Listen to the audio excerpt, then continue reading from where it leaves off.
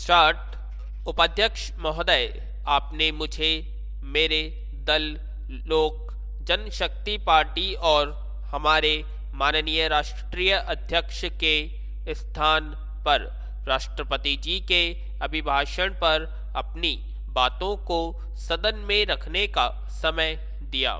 इसके लिए मैं आपका आभारी हूँ। एनडीए सरकार ने अपने 9 महीने पूरे कर लिए हैं। ये 9 महीने उन 10 सालों के बाद की अवधि के हैं जिससे परेशान होकर देश की जनता ने सत्ता की कमान आदरणीय प्रधानमंत्री जी को सौंपी। बीते 9 महीने कुशासन की उस परंपरा को धीरे धीरे खत्म करने में लगे जो विरासत के तौर पर नई सरकार को मिली थी। सरकार ही 9 महीनों का उपयोग सुशासन की एक नई नींव रखने के लिए भी प्रभारी साबित हुआ। साथ ही 9 महीने हम लोगों के द्वारा नई सरकार की दिशा और दर्शन को समझने में भी काम आए।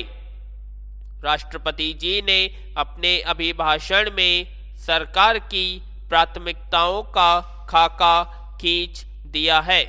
प्राथमिकता उन नीतियों की है जो सीधे जनता से जुड़ी हुई हैं, उनके कल्याण से जुड़ी हुई हैं। राष्ट्रपति जी ने अपने अभिभाषण में कहा कि ऐसी बातें जिसका समर्थन लोक जनशक्ति पार्टी पुरजोर तरीके से करती है। उपाध्यक्ष जी, सत्र से एक दिन पहले मैं अपने संसदीय क्षेत्र में था। मेरे जैसे सांसद के लिए जो पहली बार लोकसभा में चुनकर आए हैं, हम लोगों के लिए समझना थोड़ा मुश्किल हो जाता है कि जिस उम्मीद, जिस विश्वास के साथ जनता ने हमें चुनकर इस सदन में भेजा है, जो मौका हमें दिया है, कैसे हम उस मौके को तकरार या सियासी रंजिश में गंवा सकते हैं। छींटकाशी हम लोग कर आए, आरोप प्रत्यारोप की राजनीति हम लोग चुनावों के वक्त कर आए। अब सबको एकजुट होकर, एकत्रित होकर जो हमारा विकास का एजेंडा है, उस एजेंडे को पूरा करने की जरूरत है। महोदय, यहाँ पर मैं पूरे विश्वास के साथ कह सकता हूँ कि भारत एक विभिन्नताओं का देश माना जाता है। माना जाता है कि भारत में विभिन्न प्रकार की संस्कृतियाँ हैं, विभिन्न प्रकार की बोलियाँ हैं, विभिन्न प्रकार की भाषाएं हैं, विभिन्न प्रकार के धर्म और मजहब है। परंतु हकीकत यह है कि आज भी जो भारत है वह गांवों में बसता है। जब आप गांवों में जाएं तो इतनी विभिन्नताओं के बावजूद आज भी हम लोग आज़ादी के 67 साल के बाद भी मूलभूत जरूरतों को लेकर संघर्ष कर रहे हैं। इस सदन के जितने भी सदस्य यहाँ पर मौजूद हैं, मैं पूरे विश्वास के साथ उनके बिहाफ पर यह बात कह सकता हूँ कि आज भी जब वे अपने क्षेत्र में जाते हैं, अपने गांवों में जाते हैं, तो सड़क, बिजली, पानी, शिक्षा और स्वास्थ्य सेवाएं उनके क्षेत्र की सबसे बड़ी समस्याएं आज की तारीख में भी बनी हुई है। महोदय, हम सबके विचार अलग हो सकते हैं, विचारों में मतभेद हो सकते हैं, परंतु हम सबका लक्ष्य एक है, वह है अपने क्षेत्र का विकास, अपने प्रदेश का विकास और अंततोगत्वा इस देश का विकास करना। महोदय, हमारे कुछ साथी जो उस तरफ विपक्ष में बैठे हुए हैं, 10 साल इस देश की जनता ने उन्हें भी दिए हैं। उन्होंने भी अपने विवेक से कई नीतियां बनाई, सही गलत विवादास्पद, परंतु उन्होंने भी अपने विवेक से, अपनी बुद्धि से जो उन्हें ठीक लगा उन्होंने अपनी नीतियां बनाई। परंतु हकीकत यह है कि आज की तारीख में जनादेश हम लोगों के पास है।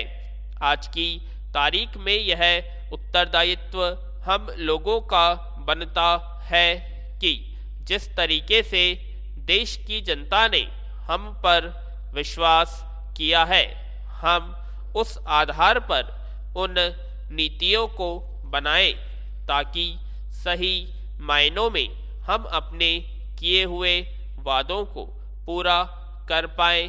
पैरा, जब मैं इस सदन का सदस्य नहीं था तब भी एक सामान्य नागरिक के तौर पर न जाने कितने वर्षों से काले धन के मुद्दे पर मैंने चर्चाएं देखी हैं। उन सकारात्मक चर्चाओं को एक नकारात्मक बहस में बदलते हुए भी देखा है, परंतु कभी किसी सरकार ने उस पर कोई कार्रवाई की हो ऐसा मैंने कभी नहीं देखा। इसके लिए मैं विशेष तौर पर हमारे आदरणीय प्रधानमंत्री जी का धन्यवाद करना चाहूँगा कि पहली बार कोई ऐसी सरकार बनी है जिसने तुरंत पहली ही कैबिनेट मीटिंग में एक SIT का गठन किया जो इस बात को सुनिश्चित करे कि किस तरीके से काला धन जो हमारे देश से बाहर गया है उसको हम वापस लेकर आए। इसके बाद एक के बाद एक बहुत सी ऐसी नीतियां सामने आई, योजनाएं सामने आई, प्रस्ताव सामने आए जिन्होंने हमारी सरकार की दिशा और दर्शन की प्राथमिकताओं को दर्शाया। बेटी बचाओ बेटी पढ़ाओ योजना उनमें से एक है। कन्या भ्रूण हत्या के बारे में न जाने हम लोग कितने वर्षों से सुनते आए हैं और इस पर चर्चाएं हुई है। हमारे समाज के साथ यह एक ऐसा अभिशाप जुड़ा हुआ है जिससे न जाने हम कितने भी विचलित हो, परंतु यह एक ऐसा अभिशाप है जो हमारे साथ इतने वर्षों तक जुड़ा रहा है। मुझे पूरी उम्मीद और विश्वास है कि बेटी बचाओ बेटी पढ़ाओ एक ऐसा अभियान है जो आने वाले समय में एक नई परंपरा का अध्याय बनेगा, एक नई परंपरा की शुरुआत करेगा। जब बेटी के जन्म पर हमारा परिवार और समाज त्योहार मनाएगा, खुशियां मनाएगा। महोदय, इसके साथ स्वच्छ भारत अभियान है। जब से मैंने होश संभाला है तब से मैंने कभी नहीं देखा कि किसी प्रधानमंत्री ने अपने हाथ में झाड़ू पकड़ा हो। महोदया, हमारे प्रधानमंत्री जी ने एक बार नहीं न जाने कितनी बार भारत की स्वच्छता को लेकर अपने हाथ में झाड़ू को थामा है।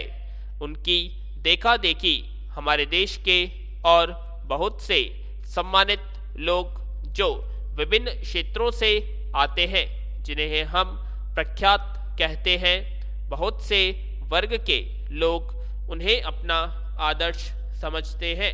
उनके हाथों में भी हमने झाड़ू देखा है। हम पर लगातार आरोप भी लगाए गए। महोदय, मैं आपके माध्यम से यह कहना चाहता हूं कि जब हम किसी आदर्श के हाथों में झाड़ू देखते हैं तब वह सिर्फ एक फोटो लेने का मौका नहीं रहता। विराम।